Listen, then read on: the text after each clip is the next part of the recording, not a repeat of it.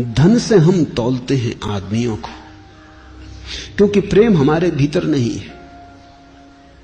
इसलिए धनी आ जाता है तो तुम उठ के खड़े हो जाते हो, गरीब आ जाता है तो तुम अपना अखबार पढ़ते रहते हो जैसे कोई आया नहीं, जैसे कोई कुत्ता बिल्ली गुजरती हो, कोई आदमी थोड़ी।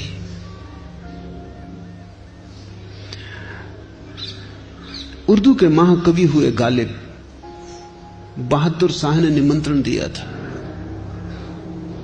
बहादुर शाह की वर्षगांठ थी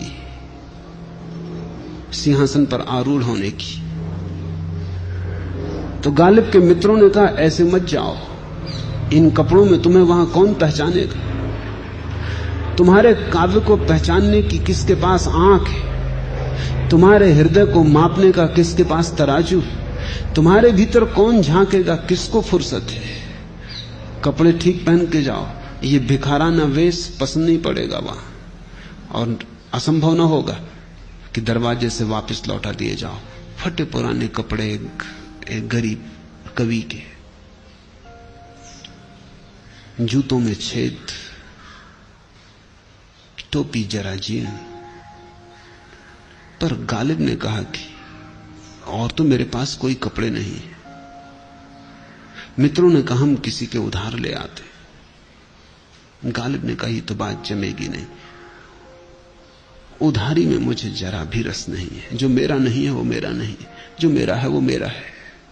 नहीं, मुझे बड़ी बेचैनी और असुविधा होगी। उन कपड़ों में मैं बंधा बंधा अनुभव करूंगा, मुक्त ना हो पाऊंगा। किसी और के कपड़े पहन के क्या जाना, जाऊंगा इसी में, जो होगा होगा। गालिब गए। द्वारपाल से जाके जब उन्होंने कहा, दूसरों का तो झुक झुक के द्वारपाल स्वागत कर रहा था, उनको उसने धक्का देके किनारे खड़ा कर दिया कि रुक अभी।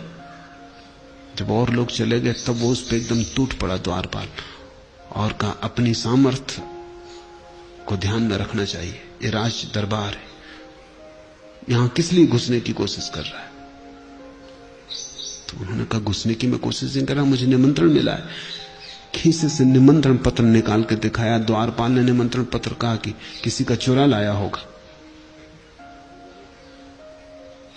भाग यहां से, भूल के इधर मत आना।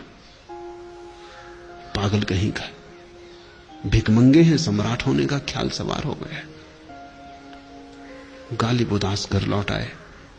मित्रों ने कहा, पहले ही कहा था और हम जानते थे यह होगा। हम कपड़े ले आए। फिर गालिब ने इंकार न किया, कपड़े पहन लिए, उधार जूते, उधार टोपी, पगड़ी, सब शेरवानी। अब जब पहुंचे द्वार पर तो द्वारपाल ने झुककर नमस्कार किया।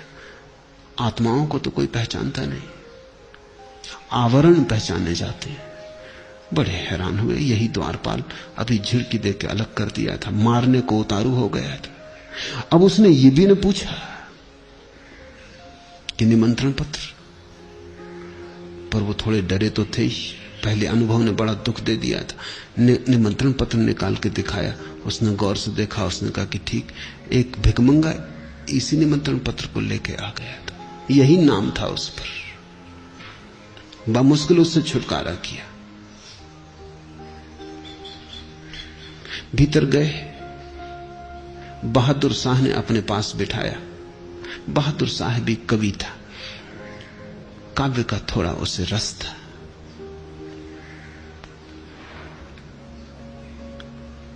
लेकिन थोड़ा चकित हुआ जब भोजन शुरू हुआ तो गालिब बगल में बैठे कुछ बेहुदी हरकत करने लगे।